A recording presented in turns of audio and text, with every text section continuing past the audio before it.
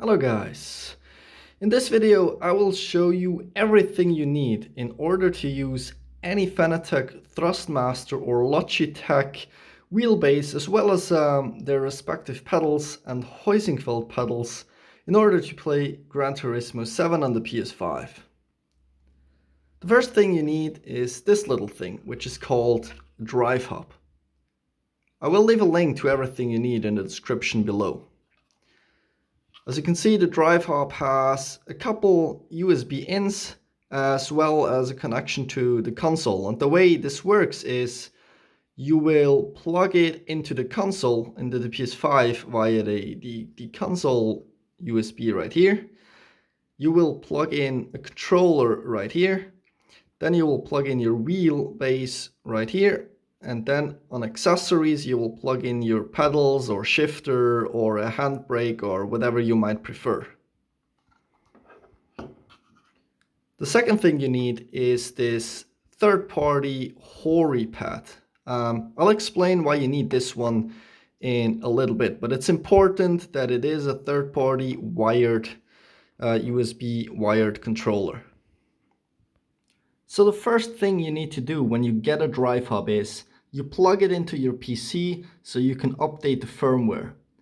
And the way you do this is you will keep the right side button pressed while plugging it into your PC. And if done right, the alien's eyes should be blinking green, as you can see right here.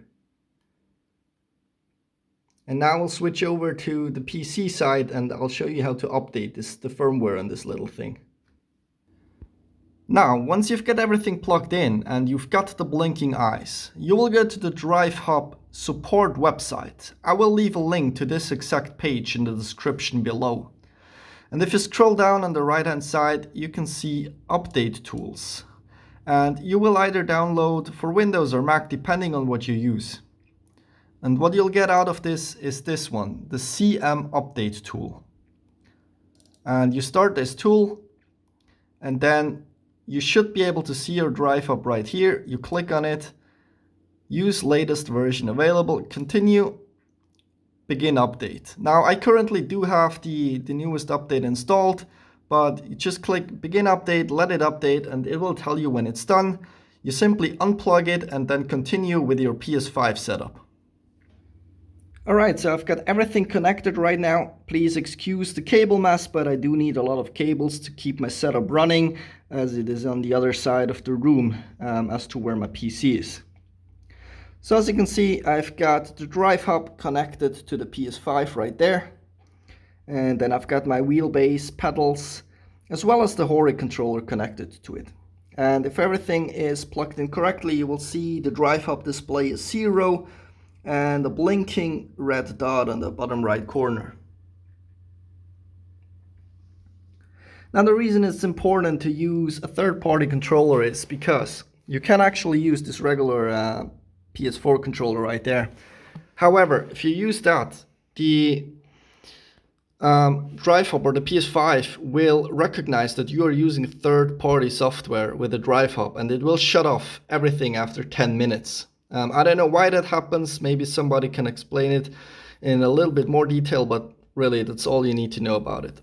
By using the third-party controller like the Hori one, you can circumvent that problem, because I think the PS5 recognizes, hey, you are using third-party software, but it is licensed, so I will let you keep going. Now, an important bit for everybody that uses a PlayStation compatible wheelbase like myself. You cannot run the wheelbase in PlayStation mode. I've tried it. You can set you could technically set the wheelbase to PlayStation mode and plug it directly into the controller USB input on the Drivehub instead of the controller/wheel like we did now. And it does work fine. However, you do have massive frame issues. Like FPS drops to 10-15 FPS every 15 to 20 seconds.